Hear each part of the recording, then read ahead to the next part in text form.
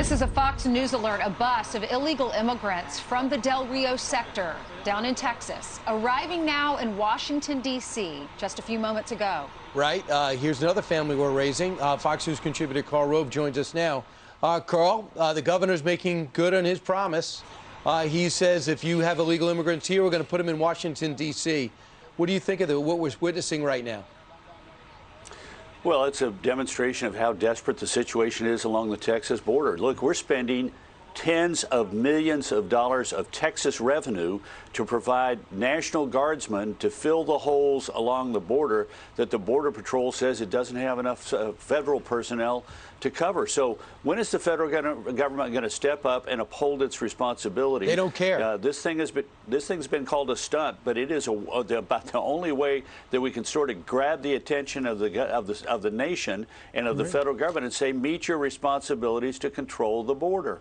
And you know what, Karl, this is just a preview of coming attractions, because when they lift Title 42, they are suggesting not only perhaps 18,000 migrants into the country a day, but they're saying there could be 60,000 within the first couple of hours. And that means they're going to just stream across, and they're going to be standing around, and they're going to be those images of thousands of people, which is the one thing, according to the newspapers, that the Biden administration doesn't want, because that's the image they don't want people to see before the midterms. Look what the Biden administration did.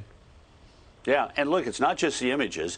These people are the uncompensated care that is having to be provided by border hospitals, the social service network that is being stressed to the limit, the petty crime that is happening when these people come across the border and are desperate for shelter and food and water. All of these things are being felt up and down the border. There's a political impact of this. This is why the Texas southern border was one of the most significant areas of movement from Democrat to Republican between 2016 and 2020, because they're blaming the people, the Democrats, for having an open border mindset and holding them responsible for it. What happens to these people? I'm sorry, go ahead. That's okay.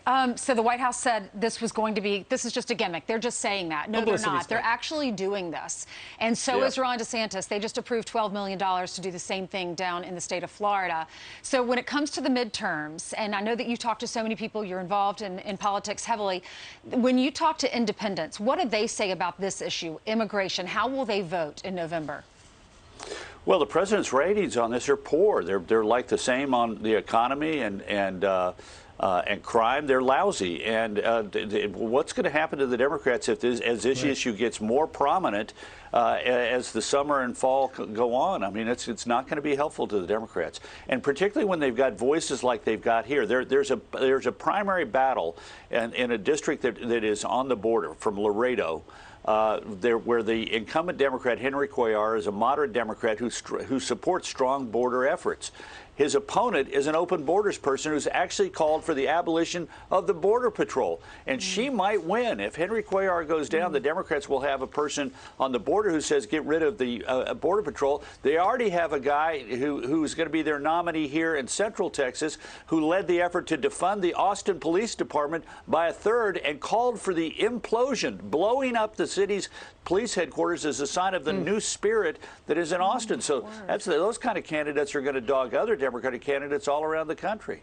Well, a couple of things going on, Karl, in particular. When you talk about what's happening at the border, you have a president that is just disinterested. In the story that came out, that he's saying, who do I need to fire to fix the border crisis? Do you believe any of this dialogue even took place? As if the first time we had a border, and their reaction every time we brought up is, I propose comprehensive immigration reform. Republicans don't want to bring it up. Will that fly? No, it won't. And they're in charge, and they have to secure the border. When you have states like mine, I repeat, we're spending tens of millions of dollars of state tax dollars to do something that the federal government is responsible for. The federal government, under the Constitution, is in charge of immigration. They're in charge of defending the border, and they won't do it. Right. We're having to do it with Texas dollars, Texas National Guard, and Texas men and women being taken away from their jobs and their families in order to stand on the border. One of my best friends in Austin, his son is there until October. And to hear the stories of what they go through routinely every night, capturing dozens of people who are making their way across the border in the middle of the night, and about the Mexican cartels lighting up the sky with tracer rounds to let everybody know they're there, the instructions that they're given about what happens if they're shot at. These are just amazing to me, and we're having to do it because the federal government under this president is refusing to control the border. You know, Karl, what we're looking at is a remarkable image. If folks are just joining us, those are people, those are migrants from the Del Rio section of Texas who came into the country in the last couple of days.